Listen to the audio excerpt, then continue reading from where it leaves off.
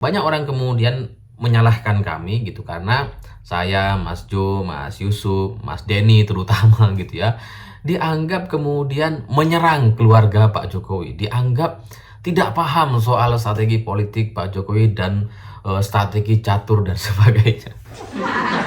Ya terus terang mungkin kalau dianggap nggak paham ya mungkin gitu ya, mungkin ada beberapa hal yang tidak saya pahami, tapi kalau dengan orang-orang yang berkomentar dan yang kirim WhatsApp ke saya sangat yakin bahwa saya lebih punya banyak informasi dibandingkan kalian.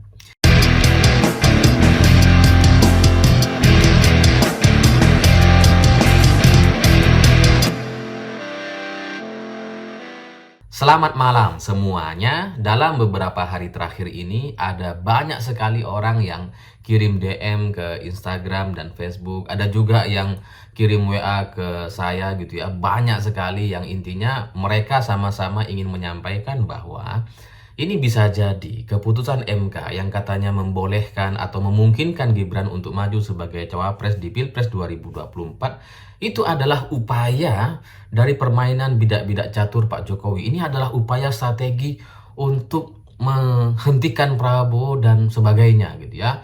Dan banyak juga yang yakin bahwa Gibran gak akan maju sebagai cawapres.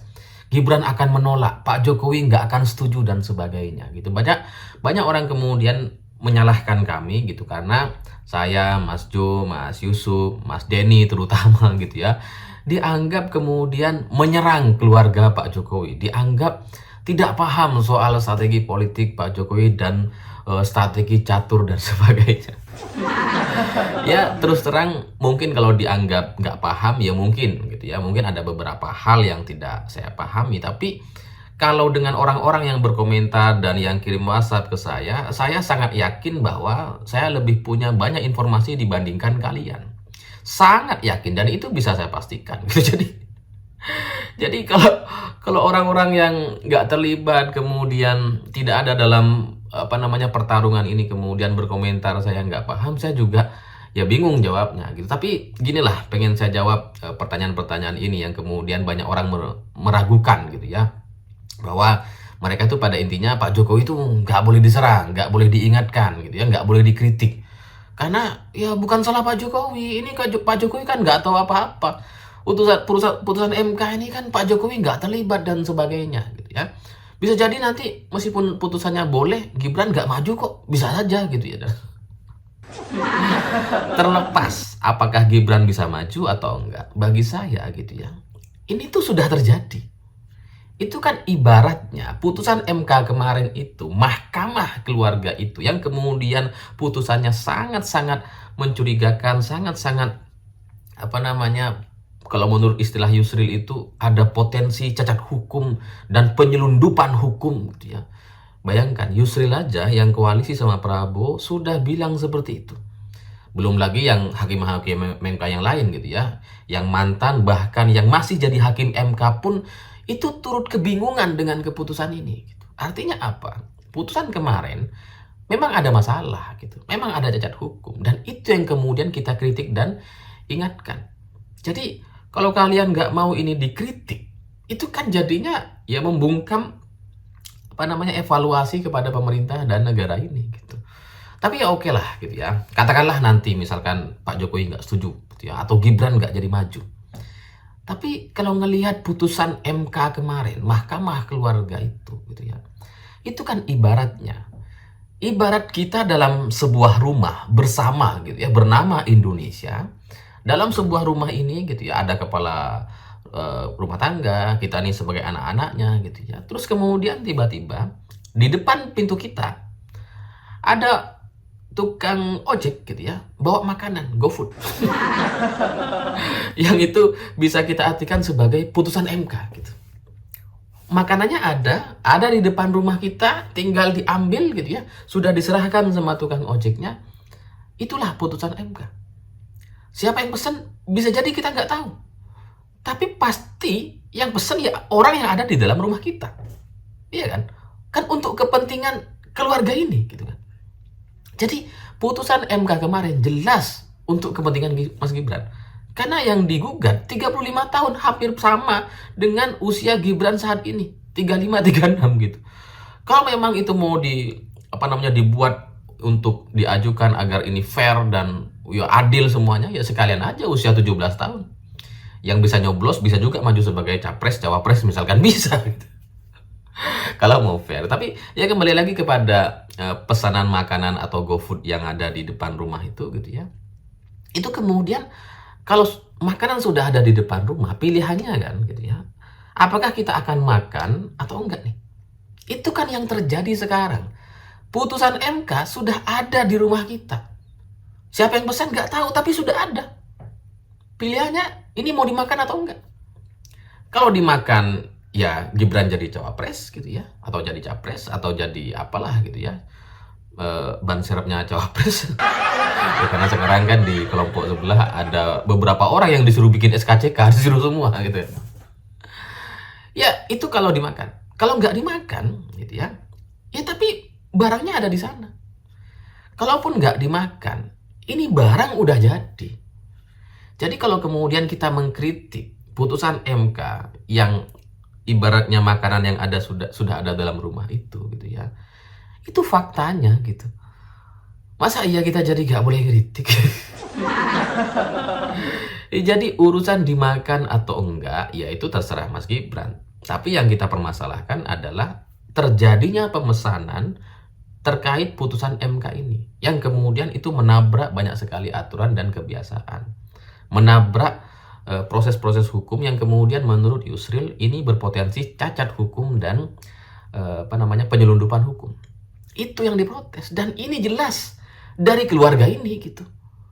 Ini kan nggak mungkin dari keluarga yang lain pesen makanan untuk keluarga ini. Bisa juga sih gitu ya, tapi kan pada intinya pastinya gitu ya, kalaupun misalkan tidak dari keluarga ini yang memesan putusan MK itu, kan pasti minimal keluarga ini tahu siapa yang mesen. Ya minimal keluarga ini kan punya data-data, apalagi Pak Jokowi juga bilang, saya punya data intelijen lengkap, wah dari berbagai pihak, dari Polri, TNI, BAIS dan sebagainya. Pak Jokowi pasti tahu siapa yang bermain di Bali ini. Lawang kita aja juga tahu gitu kan. Apa yang disampaikan oleh Denny Siregar, saya, Mas Jo, dan Mas Yusuf, itu hanya secuil aja gitu. Ini belum apa-apa ini. Dari sekian banyak cerita, kami menahan diri untuk menceritakan semuanya.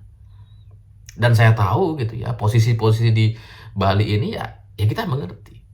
Tapi untuk tidak mengkritik putusan MK dan Mahkamah Keluarga, itu rasanya mustahil sekali gitu. Karena apa?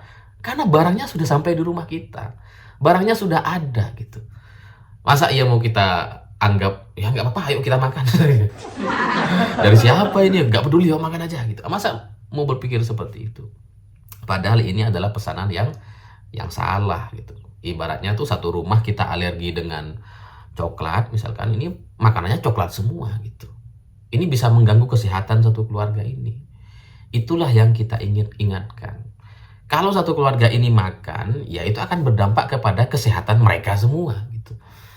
Jadi ya kritik-kritik kami, pesan yang kami sampaikan dari beberapa analisa yang kami sampaikan itu pasti berdasarkan data dan informasi yang kami dapatkan. Kalau misalkan kalian menganggap bahwa informasi ini salah, analisa saya salah dan sebagainya, ya silahkan kalian berkomentar. Tapi pertanyaannya kembali lagi gitu, seberapa banyak data dan informasi yang kalian miliki, seberapa sering dan intens kalian berkomunikasi dan terlibat dalam percaturan politik ini, seberapa sering kalian melakukan rapat dan diskusi terkait putusan-putusan ini.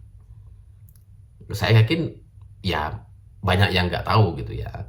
Jadi sama seperti misalkan ketika kami itu kan diserang ketika putusan MK itu ternyata menolak. Wah, ini tidak terbukti.